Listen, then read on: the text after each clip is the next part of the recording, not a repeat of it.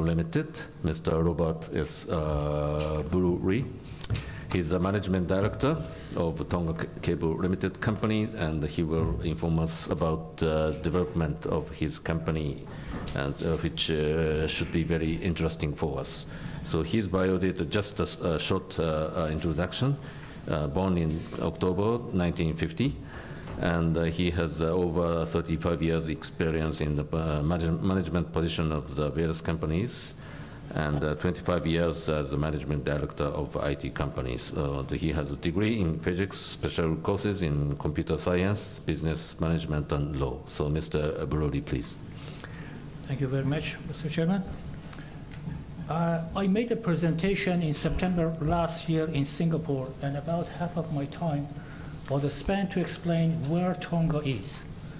I hope by the virtue that you are here in Fiji, and some of you are from Pacific Islands, you know where Tonga is.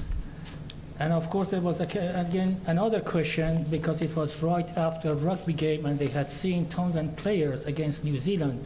They were looking at my size and they're questioning, you must be adopted.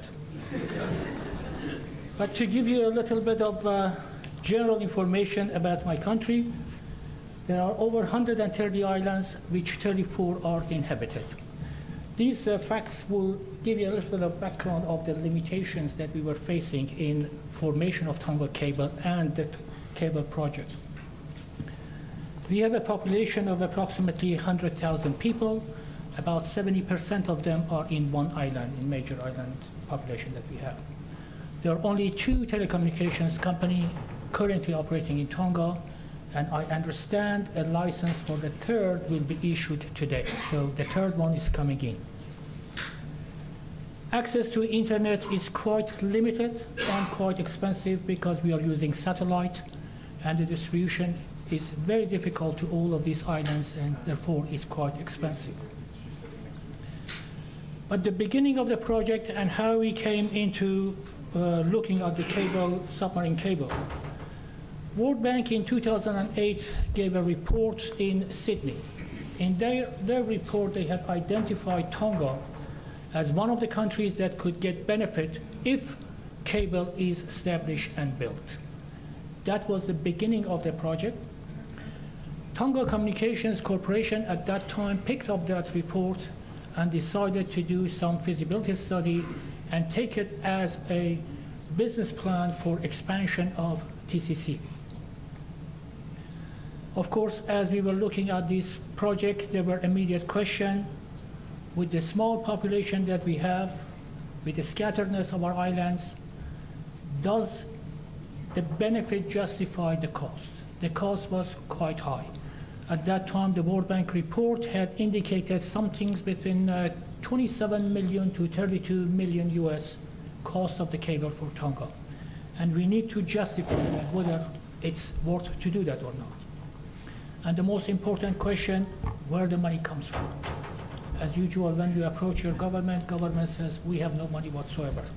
Find the money yourself. Therefore, we start looking at the first cost versus benefit. One of the main points that we were concerned about was the smallness of our population. Such a small population can generate such a traffic that would justify, in the commercial terms, such an investment. The other question that we had to consider, if we are going to go into cable, which islands are we going to cover? Are we going to look at the universal coverage? Are you going to aim at one particular island and just cover that one? What would be our coverage in the whole country? And of course, very small penetration in internet and broadband. It meant that the traffic is very small, and making a business case would be very difficult.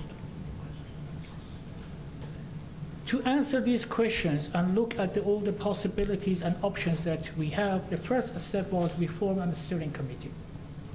It was quite evident that this project cannot go forward unless there is a full cooperation between the government and the private sector, and the operator actually, not the private sector, but the operator. The responsibility of the steering committee was to prepare a business case study first. The business we had to prepare several business case studies based on different scenarios. As I mentioned, there were only two telecommunication companies, whether both of them participate or not, and whether they will use the cable 100% for their traffic or not. There were a lot of questions that had to be answered, and several business case studies had to be prepared. The final business case study, based on 50% revenue, was showing that internal rate of return of 17% and return on investment in 10 years. Based on that, it made a good sense that we can approach a commercial bank and try to see if we can obtain a loan for the project. But at the same time, we submitted all our fundings, business case studies, scenarios, everything we had. We shared those with the World Bank and ADB, and with the, of course, support and approval of our government. We had several discussions with World Bank and ADB, and they indicated their support for the project, which we are very grateful to both of them. As the business case study was accepted by World Bank and ADB, and they reviewed it and agreed with the information that was provided and justified the funding for the project, it was time to disband the steering committee and for the company that who is going to own and manage the cable. And of course, the first question was, what should be the structure of ownership? 100% government, 100% operator, anything in between. And there was the fact that the grant and the loan from World Bank and ADB are available to the government only and not to the operators. So we had to come up with a scenario that answers all the questions, and also make sure that there is no monopoly and unfair competition. If it was allowed that TCC to continue with the original plan, which was 100% owned by TCC, and go to the commercial bank and get the loan from that, TCC would have monopoly. And the monopoly would create unfair competition with the other telecommunication and others that are going to be formed in future.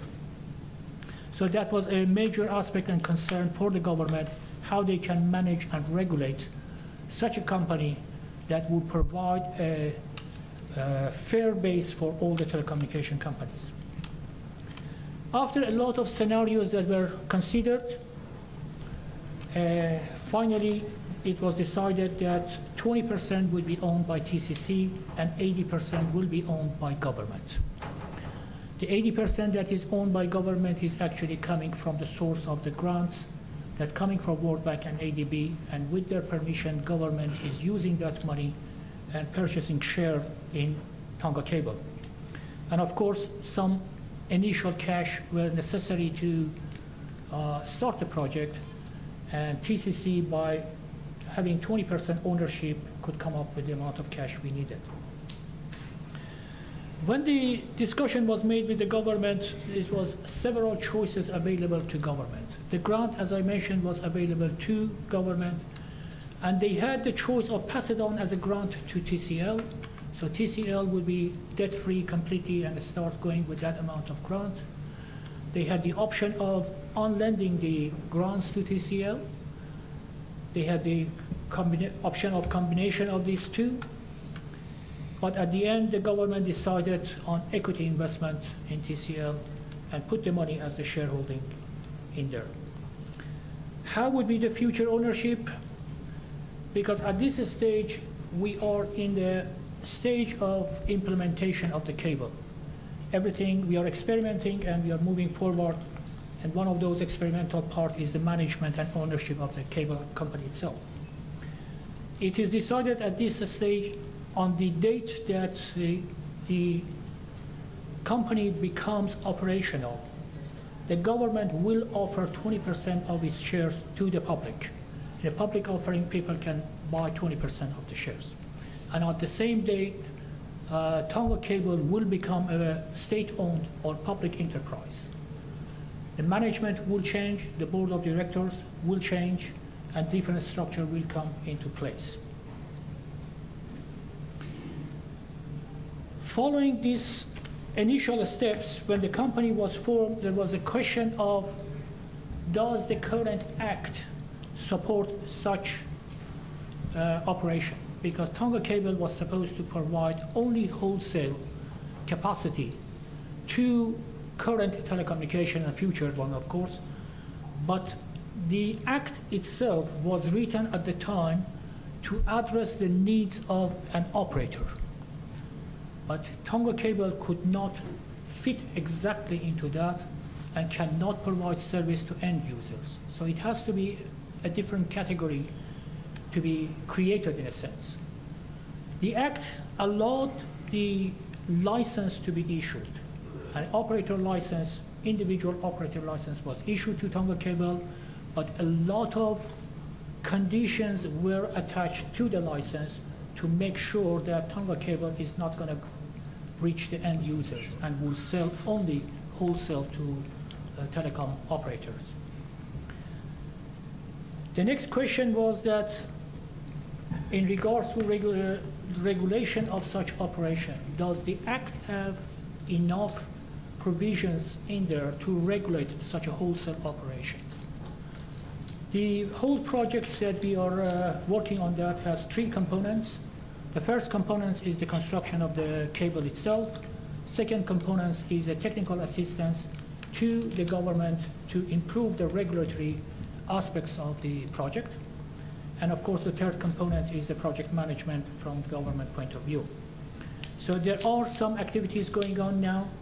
Possibly there would be a revised act or revised regulation would come in later on to address those questions, and in future will be much easier for government to regulate such a wholesale operation. I will be talking in the next, I believe in PITA meeting about the cable itself, cost of the cable, options we looked at, how we came up with the option of connecting to Tonga, to Fiji and Southern Cross, and more detail of this own project, which I didn't want to repeat here. Thank you very much. Thank you, Mr. Boluri, for your explanation on the new development in Tonga. So we are running out of time, and so we just take just one question, if any. Otherwise, we can ask question directly to him. Is there any comments or question? I think everybody wants to take a break. So we have a break, and we will resume the next session maybe 10 minutes past 11, 10 minutes past 11. So thank you. So we have a coffee break outside. Thank you. Thank you, speakers. And so maybe a big hand to the speakers.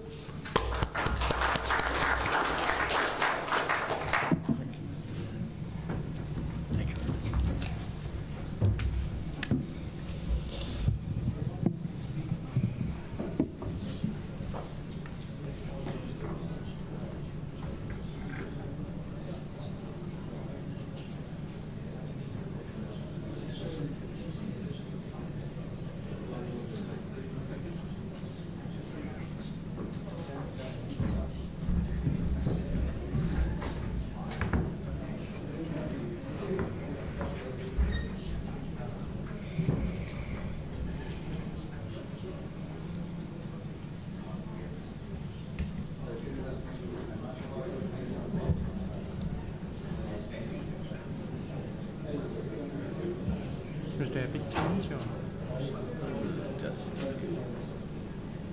because the internet is quite slow? I'm afraid it would take a while before I can upload to the website, but we can run it. Yeah, it's up to you.